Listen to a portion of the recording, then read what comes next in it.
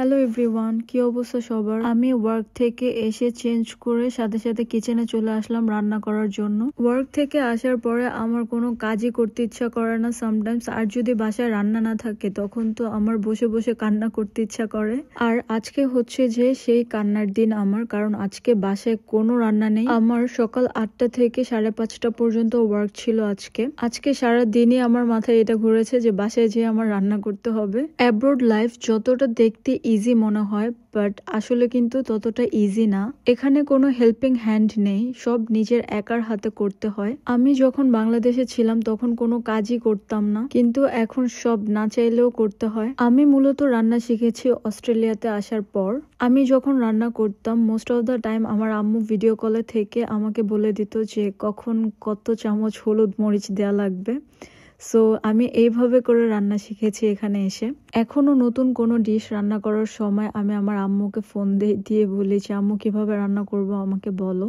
আমি কখনো YouTube search দিয়ে দেখি না যে বেসিক্যালি রান্নাটা কিভাবে করে। আমি মূলত ফিশ লাভার, আমি ফিশ খেতে খুবই পছন্দ করি, কিন্তু বাংলাদেশে থাকতে আমি চিকেন, বিফ এগুলোও অনেক লাইক করতাম।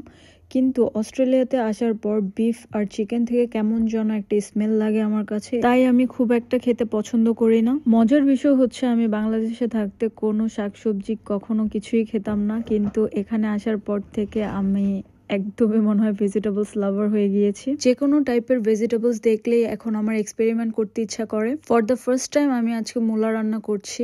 ফ্রিজে চিংড়ি মাছ রাখা ছিল, সো ভাবলাম লেটস মেক চিংড়ি উইথ মূলা। ফেসবুকে বিভিন্ন টাইপের মিমস দেখেছি আমি অ্যাবাউট মূলা, সো আমি হঠাৎ করে ভাবলাম যে হোয়াই নট মূলা আজকে ট্রাই করা যাক। আমি সবসময় রান্না শেষ করার পরপরই মেক শিওর করি কিচেন ক্লিন করে ফেলার। আমি জানি না কেন আমার কিচেন ক্লিন না থাকলে আমার বাসাও মেসি ফিল হয়। আমি যখন রান্না করি তখন 3-4 দিনের খাবার একসাথে রান্না করে রেখে দেই, কারণ আমি অনেক লেজি আর আমার ডেইলি রান্না করতে একদমই ভালো লাগে না। তাই আমি কয়েকটা ডিশ একসাথে রান্না করে বক্সে করে ফ্রিজে রেখে দেই।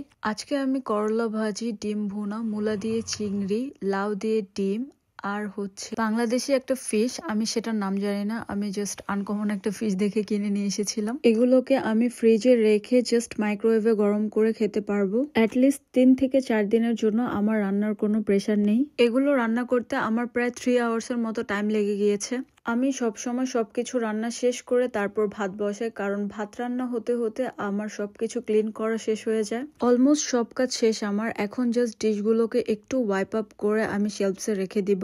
And then time for dinner. Now I'm showing with you guys my full kitchen view. Hopefully you would like this. If you like this video, just comment me in the comment section. Till take care, good night.